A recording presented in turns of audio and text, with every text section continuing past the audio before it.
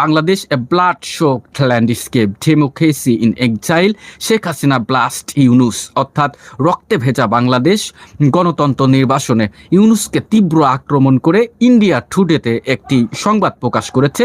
সেটি আমি আপনাদেরকে একটু পড়ে শোনাবো দর্শক, এবং তারা তো ইংরেজি নিউজ এটা। অর্থাৎ আজকে আপনারা জানেন যে তার বক্তব্য দেওয়ার কথা আছে, হয়তো সোশ্যাল নেটওয়ার্কে অনেকেই পেয়ে গেছেন, কিন্তু আবার অনেকে ভুয়া এই সম্পর্কিত অনেক তথ্যও পেয়ে যাবেন। আর বাংলাদেশের গণমাধ্যমে তো এটি মানে এরকমের খবর প্রচার করবে না যে শেখ হাসিনা আজকে লাইভে এসে কি বললেন। কিন্তু আমি এটি চিন্তা করেছি যে আমার নির্দিষ্ট কিছু একটা কমিউনিটি আছে, আমি তো আর বিখ্যাত কোনো ব্যক্তি না যে এই কমিউনিটির ভিতরে যারা আমরা আছি, তথ্য জানার অধিকার কিন্তু সবার আছে। আমার শত্রু আমাকে নিয়ে কি বলছে আমি যদি এটি না ভাবি, তাহলে তো আমি মানে ইন্টেলেকচুয়াল একজন পার্সন না। সুতরাং প্রত্যেককেই বলছি, লাইভে যারা সংযুক্ত আছেন, আমি বলছি যে দ্য ইন্ডিয়া টুডেতে একটি ব্রেকিং